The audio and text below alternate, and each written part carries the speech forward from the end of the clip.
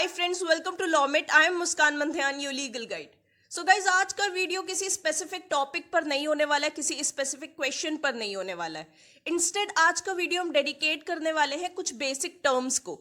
ठीक है, कुछ बेसिक टर्मिनोलॉजी रहती है यार, जैसे कि नेशन स्टेट। ऑब्वियसली अपने थंबनेल पर देख लिया होगा, नेशन स्टेट हो गया, नियो कॉलोनियलिज्म हो गया। मुझे लगा ये टर्म्स आप लोगों को पता होने चाहिए क्योंकि काफी बेसिक है। अगर बेसिक क्लियर होगा यार तो कॉम्प्लेक्स क्लियर करने में आसानी रहेगी। ठीक है, इसीलिए अगर बेस आपका मैं क्लियर करने की कोशिश कर रही हूं और मैं ट्राई करूंगी कि आपको बेसिक टर्मिनोलॉजी क्लियर रहे पॉलिटिकल साइंस की। किसी तरीके से यार हम लीगल टर्मिनोलॉजी पर भी वर्क करेंगे क्योंकि वो बहुत ज्यादा जरूरी है। अगर आपका ये सारी चीजें स्ट्रांग होंगी, बेस स्ट्रांग होगा यार, तो आपको काफी ज्यादा फायदा मिलेगा, हर एग्जाम में भी फायदा मिलेगा। सो फ्रेंड्स, आज मैं जो भी डिस्कस करने वाली हूँ, जो कुछ भी आपको बताने वाली हूँ, जिन भी टर्म्स को एक्सप्लेन करने वाली हूँ, उसकी एक पीडीएफ मैंने डिस्क्रिप्शन में दे दी है। अगर आप चाहो तो जाके रेफर कर सकते हो। फ्रेंड्स, अगर आप लोग चाहते हो कि मैं इस चीज को कंटिन्यू करूं, आपको बेसिक टर्म्स बताती चलूं, कुछ लीगल टर्म्स भी डिस्कस करूं, then please let me know in the comment section. So friends, मुझे ध्यान से सुनते रहिए। अगर आपको जरूरी लगे तो नोट्स बनाते रहिए। Let's start. सो गाइस, हमारे मॉडर्न स्टेट्स को ही हम नेशन स्टेट कहते हैं। ओरिजिन ऑफ स्टेट की थ्योरीज में हमने डिस्कस किया था कि आखिर स्टेट इवॉल्व कैसे हुए, स्टेट का जेनेसिस कैसे हुआ, स्टेट आया कैसे, उसकी एक लॉन्ग हिस्टोरिकल प्रोसेस है यार। ठीक है ना, एक बड़ी हिस्टोरिकल प्रोसेस के थ्रू स्टेट्स आए हैं, एक लंबी हिस्टोरिकल प्रोसेस के थ्रू उनका जन्म हुआ है, वो इस तरह से बने हैं। Family was the first institution to emerge from state. ठीक है, जिसने अटैचमेंट लाया, इंसान के अंदर ऑब्लिगेशंस लाई। ठीक है ना, जिसने ड्यूटी को इंट्रोड्यूस किया। ऐसा कह सकते हैं कि जो सैवेजरी का स्टेट था, जिसे नेचर ऑफ स्टेट कहते हैं, ठीक है ना, जिसमें इंसान बार्बरस था, काफी ज्यादा बार्बरस स्टेट में यार इंसान के बिना किसी लॉ एंड ऑर्डर के रहता था। ठीक है, तो उसे किसी चीज की तमीज नहीं थी कि किस तरीके से रहा जाता है। उस सब चीजों से निकाल कर फैमिली ही उसे लेकर आई। ठीक है ना, उसके अंदर ऑब्लिगेशंस डाली, ड्यूटीज डाली, उसे कुछ राइट्स दिए। ठीक है ना, एक तरीके से मैनरिज्म जो था वो फैमिली ने ही दिया, सेंस ऑफ अटैचमेंट दिया। फिर कस्टम और अथॉरिटीज आए। ठीक है ना, कस्टम, ट्रेडिशंस, अथॉरिटी, इसी तरीके से आपकी सोशल लाइफ जो है रेगुलेट होने लगी और धीरे धीरे स्टेट जो है वो इमर्ज हुआ, इवॉल्व हुआ। राइट, ये बहुत ही ब्रीफ में मैंने आपको बता दिया सभी थ्योरीज के बारे में कि आखिर स्टेट आया कैसे, और इतना ही जानना जरूरी भी है, बहुत ही ब्रीफ में। सो गाइस, अब हम देखेंगे नेशन स्टेट्स कैसे आए। ठीक है ना, सो जब फ्यूडल अथॉरिटी, जो लैंडलॉर्ड्स रहते थे यार, ठीक है ना, फ्यूडल अथॉरिटी और चर्च की अथॉरिटी रहती थी पहले। सो पहले जो फ्यूडल सिस्टम था, लैंडलॉर्ड्स जो रहते थे, ठीक है ना, वो सिस्टम जब खत्म हुआ और जब चर्च की अथॉरिटी खत्म हुई, पहले चर्च की अथॉरिटी रहती थी। राइट, आई होप आप लोग को ये चीज पता है। तो जब ये दो चीजें खत्म हुई तब इंडिविजुअलिज्म आया। इंडिविजुअलिज्म ने यार डिमांड रखी इंडिविजुअल लिबर्टी की। ठीक है ना, कि यार इंसान को फ्रीडम दी जानी चाहिए, उसके अपने अधिकार होने चाहिए। दस इंडिविजुअलिज्म इमर्ज हुआ। सो फ्यूडल सिस्टम खत्म हुआ या लैंडलॉर्ड सिस्टम खत्म हुआ, चर्च की अथॉरिटी खत्म हुई और इंडिविजुअलिज्म आया, जिसने मांग रखी कि इंसान को और फ्रीडम दी जानी चाहिए। ठीक है ना, इंडिविजुअल और ज्यादा फ्रीडम डिजर्व करता है। अब एक नए पॉलिटिकल सिस्टम की जरूरत थी जो नए आइडियाज के अकॉर्डिंग चले। ठीक है ना, नए आइडियाज के अकॉर्डिंग चले, वो पॉलिटिकल सिस्टम जिसमें नई कंडीशंस हो और नए आइडियाज हो। एक ऐसे पॉलिटिकल सिस्टम की जरूरत थी। क्यों? क्योंकि हम लैंडलॉर्ड वाले सिस्टम से और चर्च की अथॉरिटी वाले पॉलिटिकल सिस्टम से परेशान हो चुके थे। ठीक है ना, हम तंग हो चुके थे। एक तो हमारी फ्रीडम छीनी जा चुकी थी। ठीक है ना, इस वजह से हमें एक नए पॉलिटिकल सिस्टम की जरूरत थी with new ideas and new conditions. यही नया पॉलिटिकल सिस्टम, इसी ने शेप ली नेशन स्टेट्स की। ठीक है, इसी नए पॉलिटिकल सिस्टम ने आकार लिया नेशन स्टेट का। अच्छा, हमने फोर्स थ्योरी में देखा था, ठीक है ना, ओरिजिन ऑफ स्टेट की जो फोर्स थ्योरी थी उसमें देखा था कि इंसान एक जगह रुकता नहीं था। ठीक है ना, स्टेशनरी नहीं था, वो चलता रहता था। कभी यहां घर बना लिया, कभी वहां घर बना लिया, क्योंकि पहले परमानेंट हाउस नहीं होते थे। ठीक है ना, लेकिन जब ये लोग परमानेंटली एक जगह रहने लगे, जब पॉपुलेशन स्टेशनरी हुई, ठीक है ना, एक जगह रिजाइड करने लगी, तब क्या हुआ, तब हमारे कॉमन इंटरेस्ट डेवलप हुए। ऑब्वियसली जब आप एक जगह रुकोगे, एक जगह बातें होंगी, तभी तो आपके कॉमन इंटरेस्ट निकल कर आएंगे ना, कि हाँ इस इंसान में ये कॉमन है, अरे मुझ में भी तो ये कॉमन है। तो इसीलिए हमारे कॉमन इंटरेस्ट डेवलप हुए, ठीक है ना।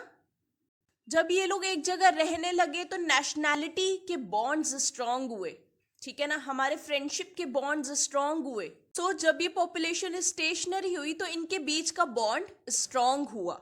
सो अब इस प्रोसेस की वजह से कौन सी कंट्रीज इमर्ज हुई, ठीक है, फ्रांस आया, Spain, England, Switzerland, Netherlands, Russia, ठीक है ना, ऐसी सारी नेशन स्टेट्स। अब ये नेशन स्टेट्स बने हैं, स्पेन, इंग्लैंड, जिनके मैंने नाम लिए, ये नेशन स्टेट्स इमर्ज हुए। हर स्टेट की अपनी नेशनल स्पिरिट थी, टेरिटरी थी, ठीक है ना। अब ऐसा नहीं था कि इनका कोई कॉमन सुपीरियर था। कॉमन सुपीरियर मतलब कि क्या, कोई एक एब्सोल्यूट मोनार्क होगा जिसके पास पूरी ताकत होगी, ठीक है ना, और उसकी सब लोग बात मानेंगे। अब ऐसी कोई चीज नहीं रह गई थी, ठीक है, कॉमन सुपीरियर जैसी कोई चीज नहीं रह गई थी। सबके पास अपनी नेशनल स्पिरिट थी, ठीक है, सबकी अपनी अपनी टेरिटरीज थी। पहले क्या होता था यार, कोई एब्सोल्यूट मोनार्क रहेगा, मैंने बताया नहीं था, पहले हम लोग एब्सोल्यूट किंग की बात कर रहे थे। कौन सी थ्योरी में बात कर रहे थे, जॉन ऑस्टिन जिस तरह के सॉवरेन की बात कर रहे थे, अब वैसी कोई चीज नहीं रह गई थी, ठीक है ना। कॉमन सुपीरियर उसी को कहते हैं, एब्सोल्यूट सॉवरेन को। अब वैसी कोई चीज नहीं रह गई थी, सबके पास अपने अपने राइट्स थे, सबके पास अपनी अपनी ड्यूटीज थी। और क्या क्या आया, और आया इंटरनेशनल लॉ, ठीक है ना, इंटरनेशनल लॉ आया, ठीक है।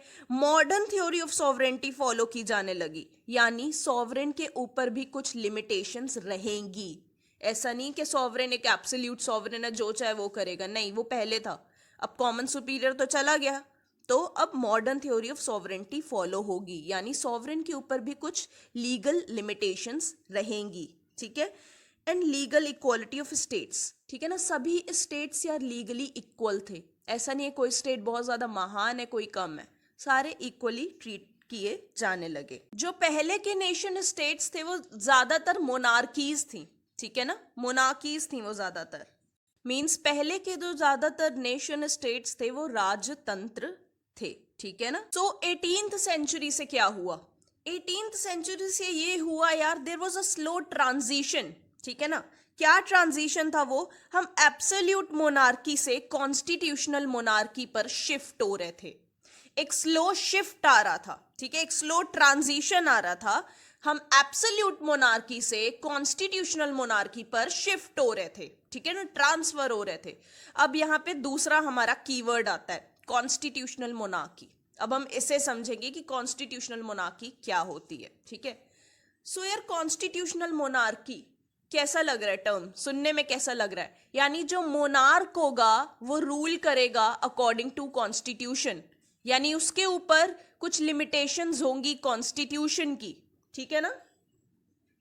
एंड एब्सोल्यूट मोनार्क कौन होता है, absolute monarch just constitutional monarch का उल्टा, यानी वो बिल्कुल एब्सोल्यूट है, उसके ऊपर कोई भी रूल्स रेगुलेशंस कुछ लागू नहीं होता।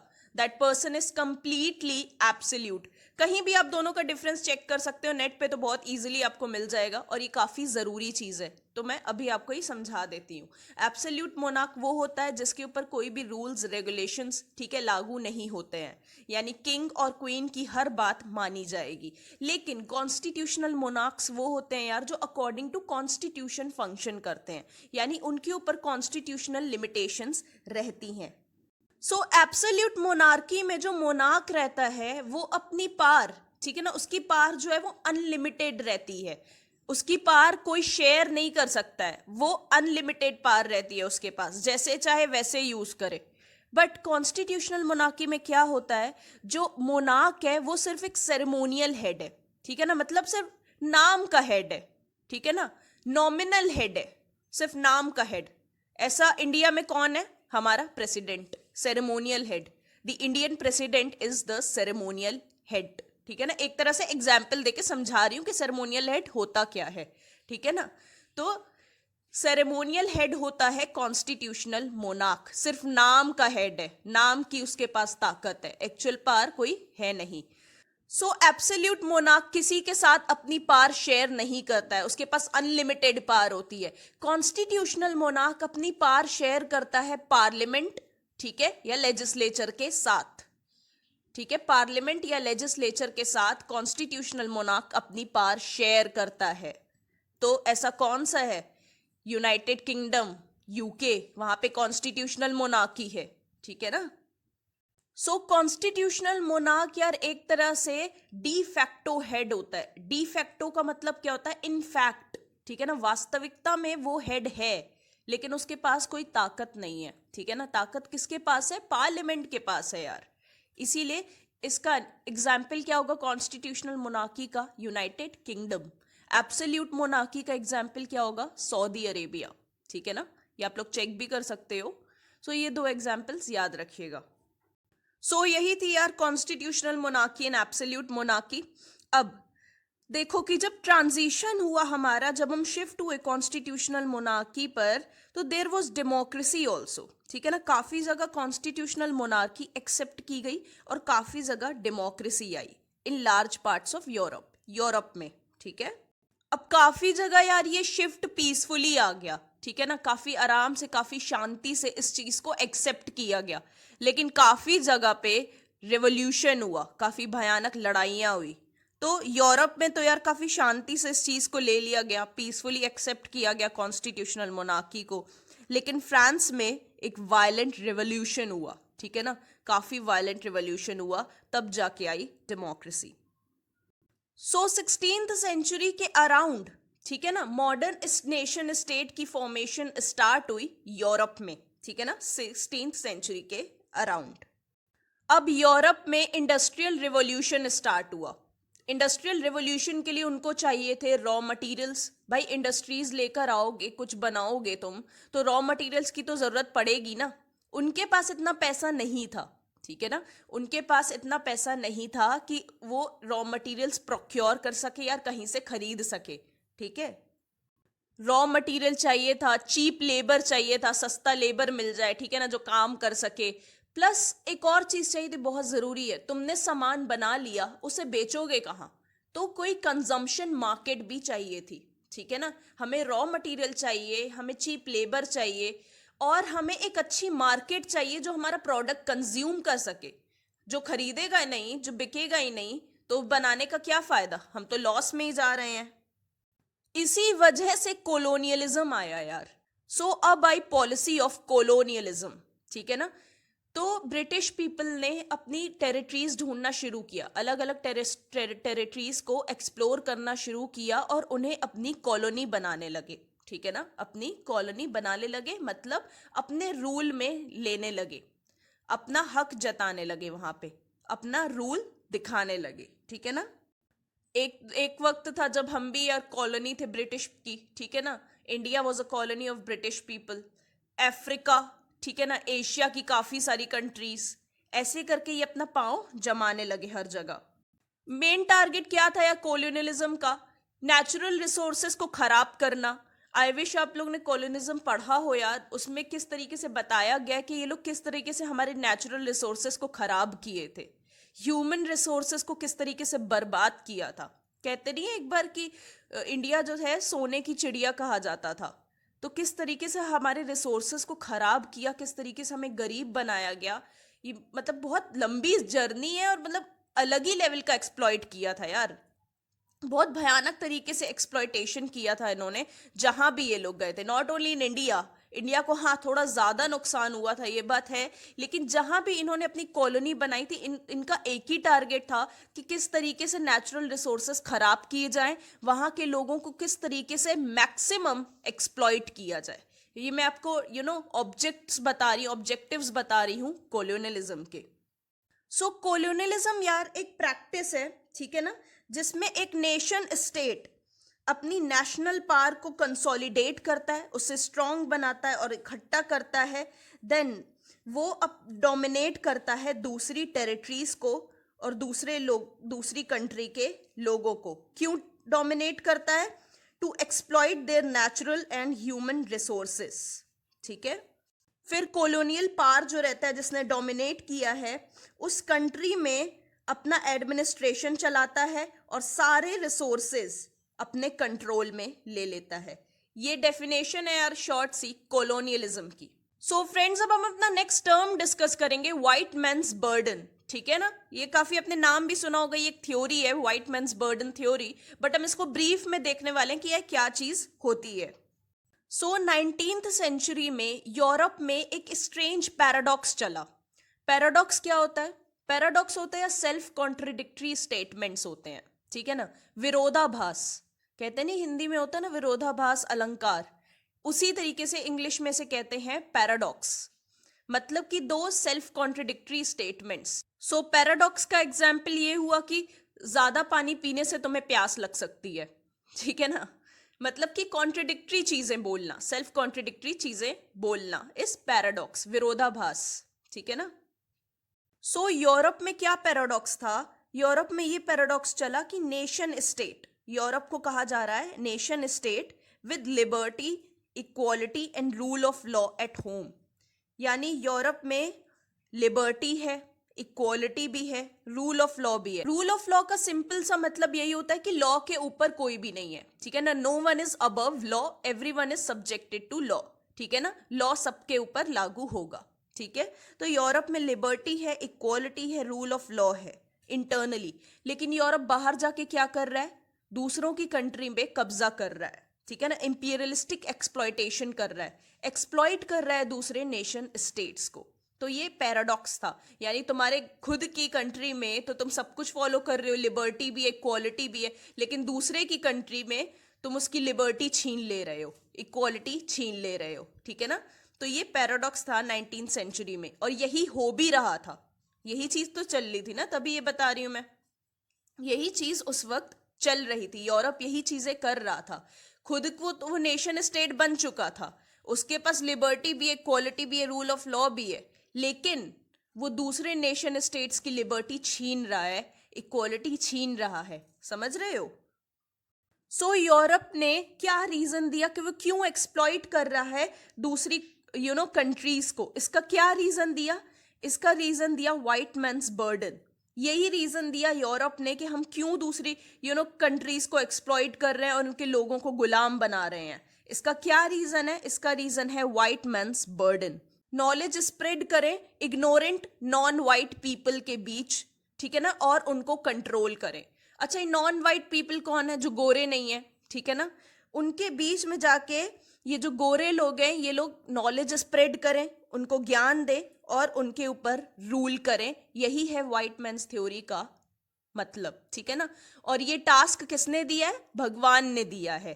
सीधा सा मतलब है यार व्हाइट मैन्स बर्डन का, इसीलिए आई थी ये थ्योरी, ताकि एक रीजन दिया जा सके कि ब्रिटिश पीपल क्यों रूल कर रहे हैं, एक झूठा रीजन उनकी तरफ से। अब 20th सेंचुरी में क्या हो रहा था कि लोगों की पॉलिटिकल कॉन्शियसनेस जाग रही थी, ठीक है ना। वो लोग पॉलिटिकली कॉन्शियस हो रहे थे कि नहीं, ये जो सब कुछ हो रहा है हमारे साथ वो चीजें गलत हैं और इसका हमें विरोध करना चाहिए, ठीक है ना। ये सारी चीजें 20th सेंचुरी में होना स्टार्ट हो गई थी। इंडिया में नेशनल मूवमेंट्स स्टार्ट हो चुके थे यार आपके 19th सेंचुरी में ही। जो भी कॉलोनीज थी, ठीक है ना, जहां भी ब्रिटिश का कब्जा था, अब उन सबको इंडिपेंडेंस चाहिए थी। 20th सेंचुरी का मेन मोटिव क्या था? रिवॉल्यूशंस चल रहे थे और इंडिपेंडेंस चाहिए थी। ये दो चीजें चल रही थी 20th सेंचुरी में, एक सोशलिस्टिक रिवॉल्यूशंस और एक इंडिपेंडेंस की चाह।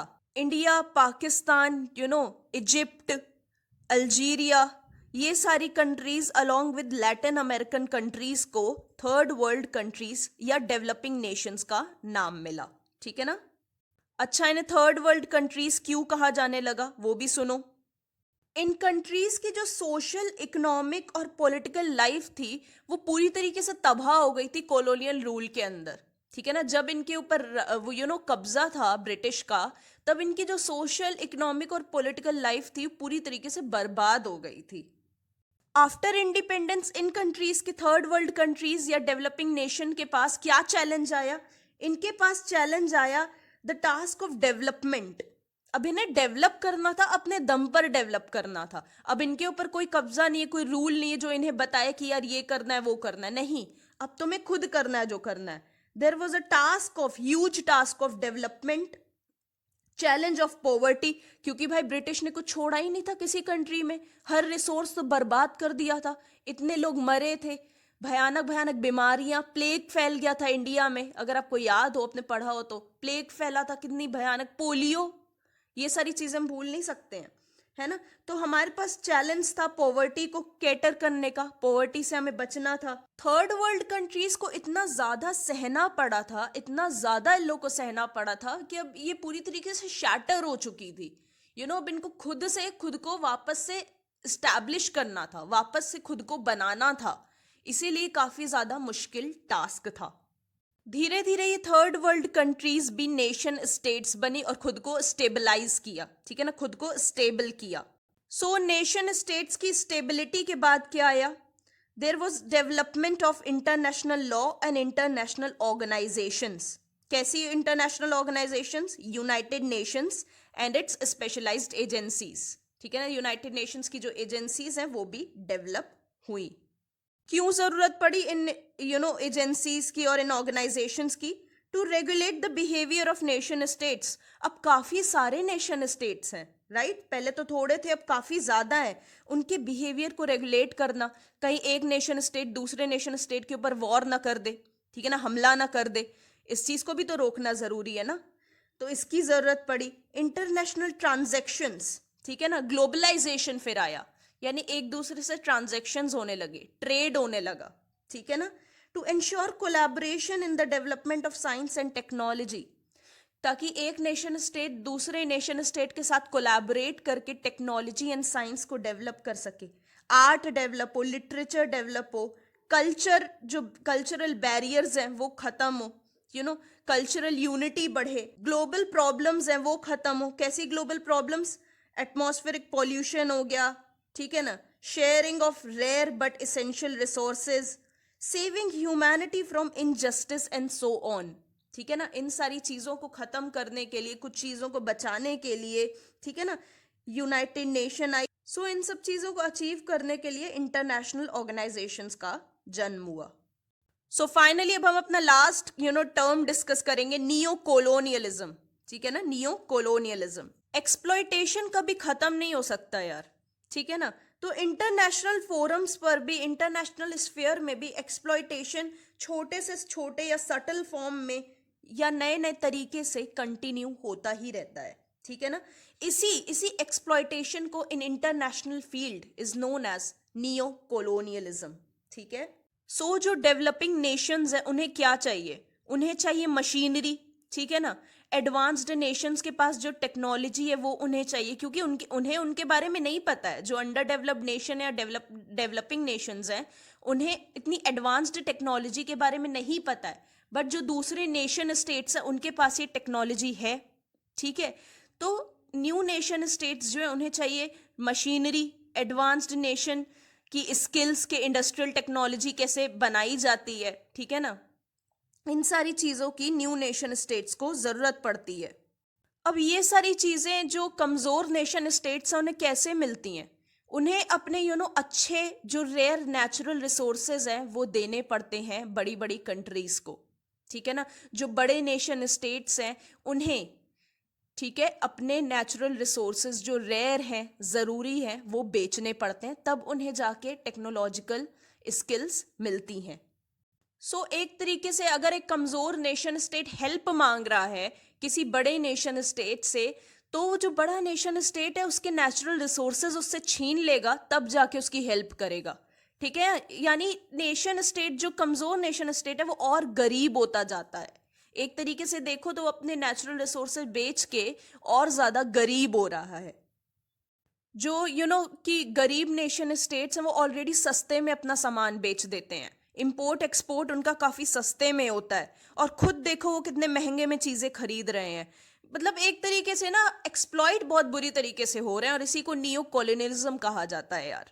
जो कमज़ोर नेशन स्टेट्स हैं वो ऑलरेडी सस्ते में अपना सामान बेच रहे हैं और महंगे में खरीद रहे हैं, तो ऑलरेडी इतना ज़्यादा लॉस वो लोग झेल रहे हैं. इवन डेवलपिंग नेशंस को जो फॉरेन एड मिलता है या अंडर डेवलप्ड नेशंस को फॉरेन एड मिलता है, फॉरेन एड क्या मतलब एक तरीके से फॉरेन हेल्प जो मिलती है, जैसे कि आपदा आ गई, भूकंप आ गया तो हमने मदद की, ठीक है ना। एक ताकतवर नेशन ने कमजोर नेशन की मदद कर दी कि देखो तुम्हारी इकोनॉमी नहीं चल रही है, तुम्हारे रिसेशन आ गया है, ठीक है ना, या इन्फ्लेशन आ गया तो हम तुम्हारी मदद कर दे रहे हैं, लेकिन इसके बदले भी कुछ लेंगे। इसके बदले हम कुछ लेंगे, वो कुछ भी मांग सकते हैं, उसके नेचुरल रिसोर्सेज मांग सकते हैं, ठीक है ना, कुछ भी मांगा जा सकता है क्योंकि हमने तुम्हारी हेल्प की है तो तुम भी हमें कुछ दो, ऐसा चल रहा है। और फिर आता है यार ब्रेन ड्रेन, सबसे खतरनाक चीज ब्रेन ड्रेन, यानी जो डेवलपिंग नेशंस के स्मार्ट स्टूडेंट्स हैं, एजुकेटेड, हाईली एजुकेटेड, जिन्होंने इतना ज्यादा पैसा लगा के अपनी अपनी स्टडी पूरी की है, पब्लिक एक्सपेंस पर पूरी की है, जो गवर्नमेंट के पैसे पर वो लोग इतना ज्यादा पढ़े हैं, ठीक है ना, इतने ज्यादा एजुकेट हुए हैं, फिर वो दूसरी कंट्री में जाके काम करने लगते हैं।